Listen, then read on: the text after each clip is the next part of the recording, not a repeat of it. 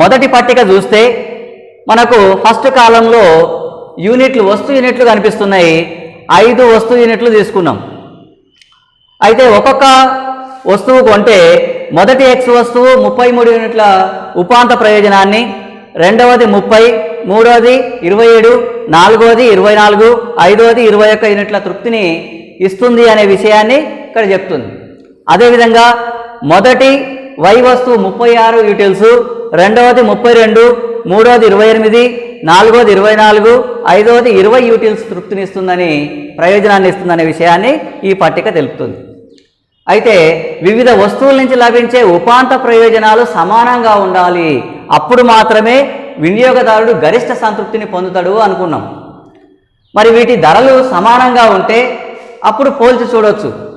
ఎక్కువ ధర చెల్లించే వస్తువు ఏ విధంగా ఎట్లో గట్లా ఎక్కువ తృప్తినే ఇస్తుంది, తక్కువ ధర చెల్లించే వస్తువు తక్కువ తృప్తినే ఇస్తుంది. ఉదాహరణకు ఒక పెన్ను నుంచి లభించే ఉపాంత ప్రయోజనం, ఒక ఫ్రిడ్జ్ నుంచి లభించే ఉపాంత ప్రయోజనం సమానంగా చెప్పలేము. ఎందుకంటే ఫ్రిడ్జ్ ఏమో వేలల్లో ఉంటుంది, పెన్ను ఏమో రూపాయల్లో ఉంటుంది. 5, 10, 15 రూపాయలు పెన్నుకు పెడతాం, 15,000, 20,000 దాకా ఫ్రిడ్జ్కు పెడతాం. అంటే ఎక్కువ ధర కలిగిన వస్తువు ఎక్కువ తృప్తినిస్తుంది, తక్కువ ధర కలిగిన వస్తువు తక్కువ తృప్తినిస్తుంది. ఇక్కడ మరి X వస్తువు ధర తక్కువ, Y వస్తువు ధర ఎక్కువ. వీటిని ఉపాంత ప్రయోజనాలను ధరల చేత భాగిస్తే ఎంతైతే వస్తుందో ప్రతి రూపాయి నుంచి వచ్చే ఉపాంత ప్రయోజనం తెలుసుకోగలుగుతాం. ఒక్కొక్క రూపాయి వలన X వస్తువు నుంచి సగటున ఎంత ఉపాంత ప్రయోజనం వస్తుందనే తెలుసుకోవాలంటే వాటిని ఏం చేయాలి? ఉపాంత ప్రయోజనాలను వాటి ధరల చేత భాగించాలి. అది రెండవ పట్టికలో ఉంది చూడండి. 33ను 3 రూపాయల ధర చేత భాగించినాం, అప్పుడు 11 యూనిట్లు మనకు 1 రూపాయి వలన వచ్చే X వస్తువు ఉపాంత ప్రయోజనం. 30/3 10 యూనిట్లు 1 రూపాయి వలన వచ్చే రెండవ X వస్తువు యొక్క ఉపాంత ప్రయోజనం. తర్వాత 27/3 9 యూనిట్లు మూడవ X వస్తువు వలన వచ్చే ఉపాంత ప్రయోజనం. 24/3 నాలుగవ X వస్తువు వలన వచ్చే ఉపాంత ప్రయోజనం. 21/3 7 యూనిట్లు ఐదవ X వస్తువు వలన వచ్చే ఉపాంత ప్రయోజనం. ఇక Y వస్తువు చూద్దాం. 36/4 ఒక్కొక్క వస్తువు ధర 4 రూపాయలు కాబట్టి 36 యూనిట్లను 4 రూపాయల ధర చేత భాగిస్తే మొదటి Y వస్తువు నుంచి వచ్చే 1 రూపాయి వల్ల వచ్చే ఉపాంత ప్రయోజనం ఎంత అంటే 9 యూనిట్లు. తర్వాత 32/4 వేసినప్పుడు 8 యూటిల్స్ అనేవి రెండవ Y వస్తువు నుంచి వచ్చే ఉపాంత ప్రయోజనం. 28/4 వేసినప్పుడు 7, 24/4 వేసినప్పుడు 6, 20/4 వేసినప్పుడు 5 యూటిల్స్ అనేవి ఐదవ Y వస్తువు వలన వచ్చే ఉపాంత ప్రయోజనం. అయితే ఇక్కడ ఏ వస్తువు యొక్క ఉపాంత ప్రయోజనం 1 రూపాయి ఖర్చు చేయడం వల్ల ఏ వస్తువు యొక్క ఉపాంత ప్రయోజనం ఎక్కువ ఉంటుందో దాన్ని వినియోగదారుడు ముందుగా కొనుగోలు చేస్తాడు. ఉదాహరణకి ఇక్కడ 11/9 చూస్తే ఏది ఎక్కువ ఉందంటే 11 ఎక్కువ ఉంది. అంటే మొదట X వస్తువు 11 యూనిట్లు 1 రూపాయి వల్ల లభిస్తుంది కాబట్టి ఇది కొనుగోలు చేస్తాడు. రెండవది కూడా 9 కంటే 10 ఎక్కువ కాబట్టి ఇది కొనుగోలు చేస్తాడు. అంటే మొదటి రూపాయి రెండవ రూపాయి ఈ రెండు కూడా వినియోగదారుడు మొదట X వస్తువును మొదటిది రెండవది X వస్తువే కొనుగోలు చేస్తాడు. ఇక మూడవ రూపాయి Y వస్తువు మీద ఖర్చు చేస్తాడు. ఎందుకంటే అతనికి ఇక్కడ అక్కడ సమానం ఉంది, కానీ అతని దగ్గర Y వస్తువు పరిమాణం నిల్ ఏమీ లేదు, X వస్తువు పరిమాణం ఆల్రెడీ 2 వస్తువులు ఉన్నాయి. కనుక 4వ రూపాయి అంటే 4వ వస్తువు కొనుగోలు చేసేటప్పుడు Y వస్తువు మీద ఖర్చు పెడతాడు. మూడవది Y వస్తువు మీద ఖర్చు పెడతాడు, మళ్ళీ 4వది X వస్తువు మీద ఖర్చు పెడతాడు. మొదటిది రెండవది X వస్తువు మీద, తర్వాత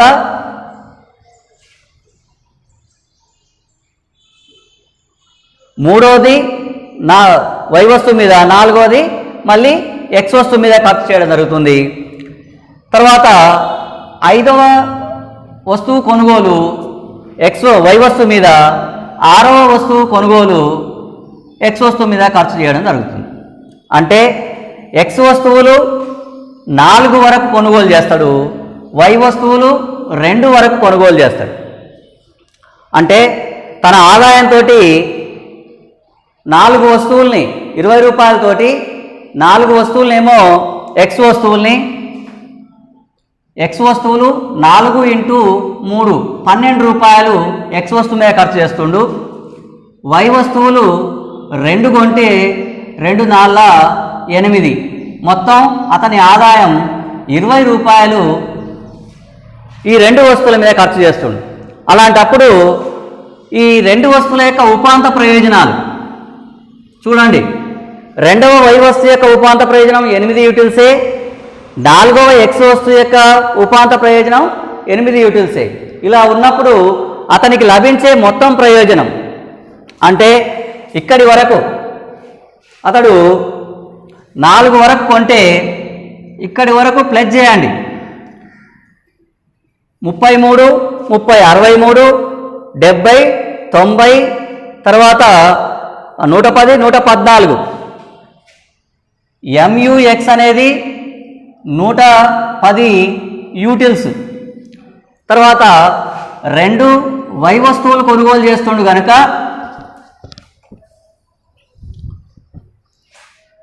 MUY ఈజ్ ఈక్వల్ 36 ప్లస్ 32 68 యూనిట్లు.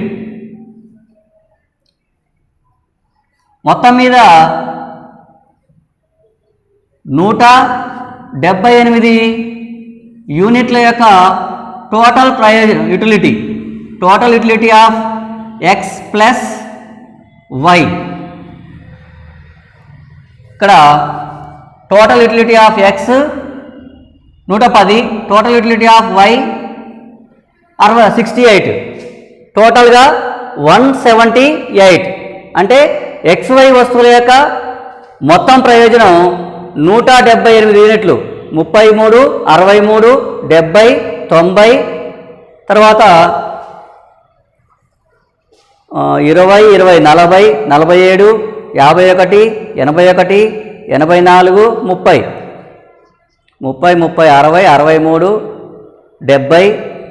60, 4, 7, 11, 14,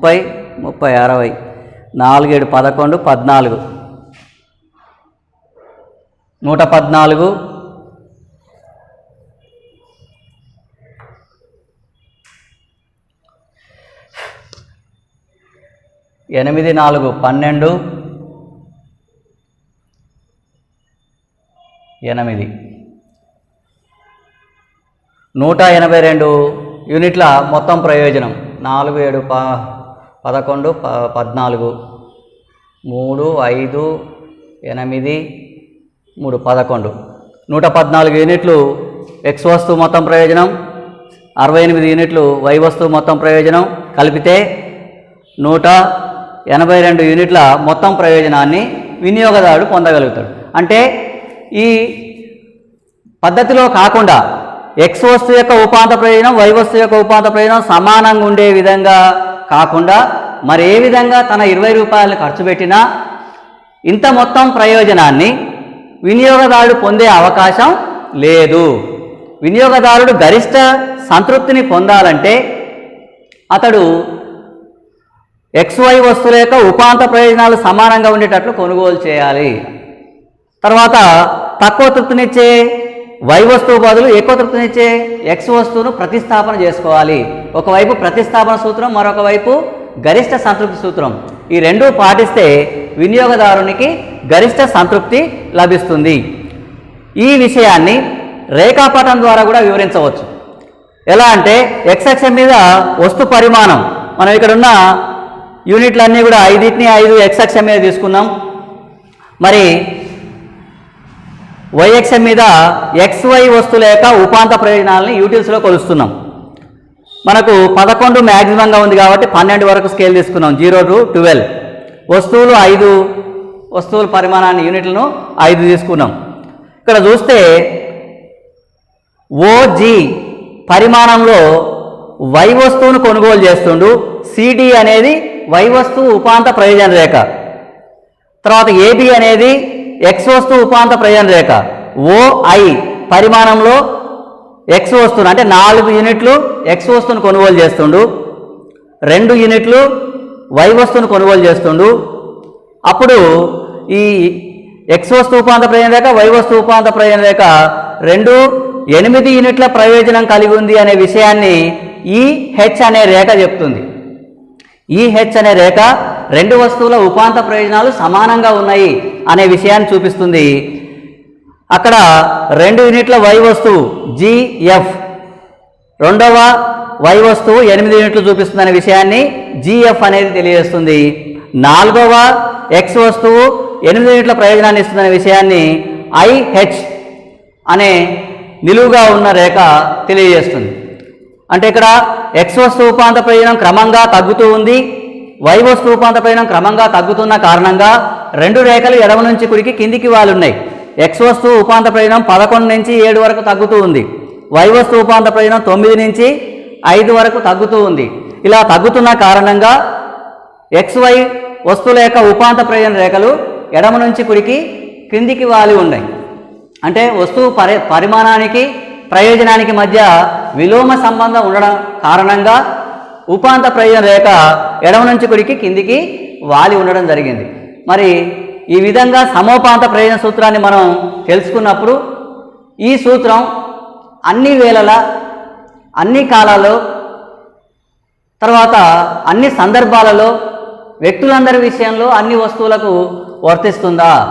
అన్ని వస్తువుల విషయంలో, వ్యక్తులందరి విషయంలో, తర్వాత అన్ని సందర్భాలలో, అన్ని కాలాలలో ఈ సమోపాంత ప్రయోజన సూత్రాన్ని అప్లై చేయొచ్చా, అమలు చేయొచ్చా అనేది చూస్తే ఈ సిద్ధాంతానికి ఉన్న ప్రమేయాలే దాని పరిమితులు, లిమిటేషన్స్ ఏంటివంటే, వినియోగదారుడు ప్రతి రూపాయి ఖర్చు పెట్టే విషయంలో ఆలోచించి ఖర్చు పెడతాడు, తెలివిగా వ్యవహరిస్తాడు అనేది సాధారణంగా జరగకపోవచ్చు. ఒక బిచ్చగానికి 1 రూపాయి దానం చేస్తే దానివల్ల నాకేం ప్రయోజనం వస్తుందనే విషయాన్ని వినియోగదారుడు ఆలోచించకపోవచ్చు. తర్వాత విభజించడానికి వీలు లేని వస్తువుల విషయంలో ఉపాంత ప్రయోజనాన్ని అంచనా వేయలేం కనుక సమోపాంత ప్రయోజన సూత్రాన్ని మన్నిక గల వస్తువుల విషయంలో, విభజించడానికి వీలు లేని వస్తువుల విషయంలో వర్తింప చేయలేము. ఉదాహరణకు టీవీ, ఫ్రిడ్జ్, ఫ్యాన్ ఇవి భాగాలుగా విడగొడితే వాటి ప్రయోజనం నశిస్తుంది. కారును 2 ముక్కలు చేస్తే అది నడవదు, టీవీని 2 ముక్కలు చేస్తే అది పనిచేయదు. కానీ ఒక యాపిల్ని 2 ముక్కలు 4 ముక్కలు చేసుకొని తినొచ్చు. తర్వాత వినియోగదారుడు కోరుకున్న కొన్ని వస్తువులు లభించినప్పుడు వాటి విషయంలో సమోపాంత ప్రయోజన సూత్రాన్ని వర్తింపజేయలేం. మధ్యలో వస్తువుల యొక్క ధరలు మారినా సమోపాంత ప్రయోజన సూత్రాన్ని వర్తింపజేయలేం. పరస్పరం ఆధారపడే పూరక వస్తువుల విషయంలో వినియోగదారుడు సమోపాంత ప్రయోజన సూత్రాన్ని వర్తింపజేయలేం. అంటే ఫ్యాన్ యొక్క ప్రయోజనం కరెంటు లభ్యత మీద కూడా ఆధారపడి ఉంది. టీవీ యొక్క ప్రయోజనం కరెంటు కేబుల్ కనెక్షన్ మీద కూడా ఆధారపడ్డది. టీలో నుంచి లభించే తృప్తి, పాలు, పంచదార, టీ పొడి మీద కూడా ఆధారపడ్డది. కాబట్టి పరస్పరం ఆధారపడే పూరక వస్తువుల విషయంలో ఉపాంత ప్రయోజనాలు లెక్కించలేము. కాబట్టి సమోపాంత ప్రయోజన సూత్రం పూరక వస్తువుల విషయంలో వివరించలేము. తర్వాత కార్డినల్ పద్ధతి. ప్రయోజనం అనేది మానసిక సంబంధమైన భావన. ఇది వ్యక్తిని బట్టి, కాలాన్ని బట్టి, స్థలాన్ని బట్టి మారుతుందని మనం గతంలోనే చెప్పుకున్నాం.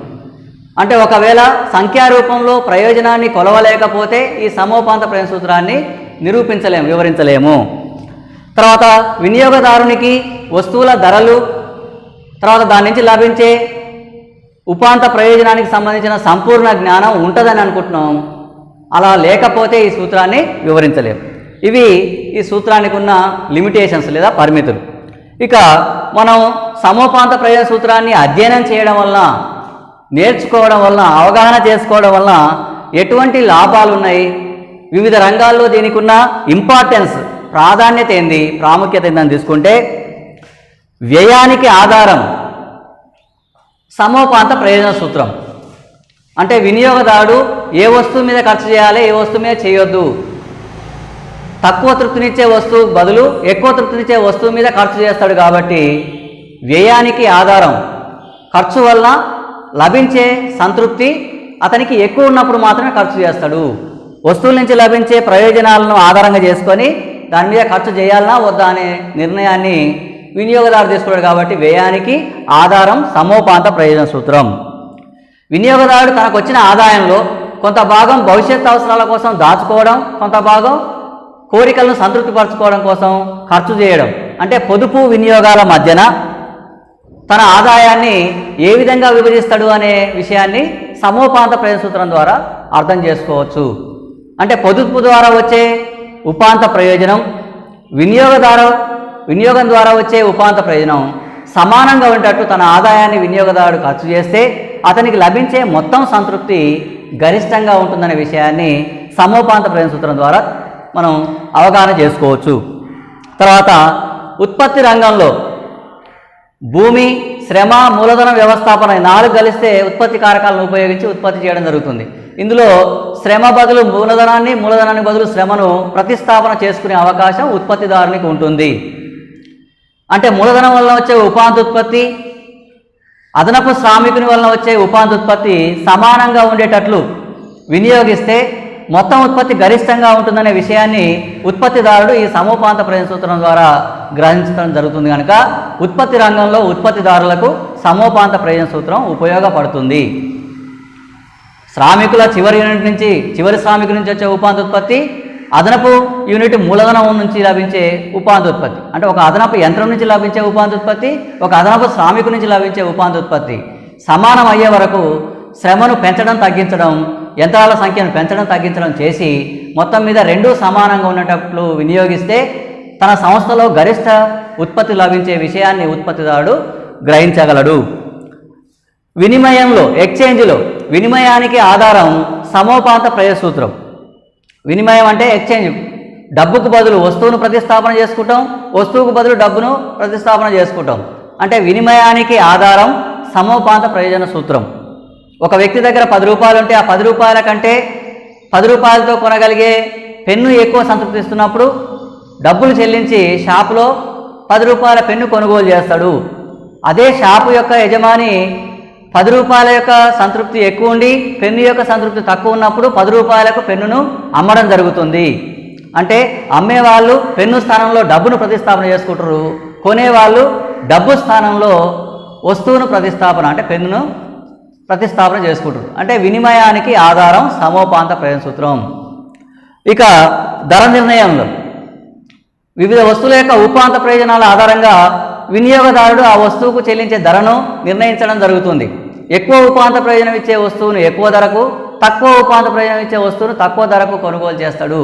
అంటే వస్తువుల యొక్క విలువ మరియు ధర నిర్ణయంలో ఈ సమోపాంత ప్రయోజన సూత్రం అనేది ఉపయోగపడుతుంది.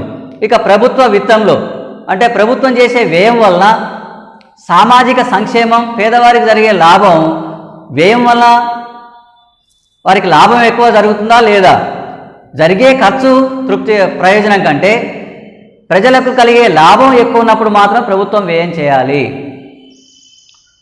ఒక 1 కోటి రూపాయల వ్యయం చేసేటప్పుడు ఆ 1 కోటి రూపాయల వలన ప్రభుత్వానికి కోల్పోయే ప్రయోజనంతో పోలిస్తే 1 కోటి రూపాయలు ప్రజలకు చేరడం వలన కలిగే ప్రయోజనం ఎక్కువ ఉన్నప్పుడు మాత్రమే ప్రభుత్వం వ్యయం చేయాలనే విషయాన్ని ఈ సూత్రం ద్వారా గ్రహించవచ్చు. అంతేకాకుండా ప్రభుత్వం పన్నులు విధించేటప్పుడు ఆదాయం పన్ను, సంపద పన్ను విషయంలో పురోగామి పన్నుల విధానాన్ని సమర్థించేది సమోపాంత ప్రయోజన సూత్రం. అంటే ప్రతి పన్ను చెల్లింపుదారుని యొక్క ఉపాంత త్యాగం సమానంగా ఉండేటట్లు పన్నులు విధించాలి.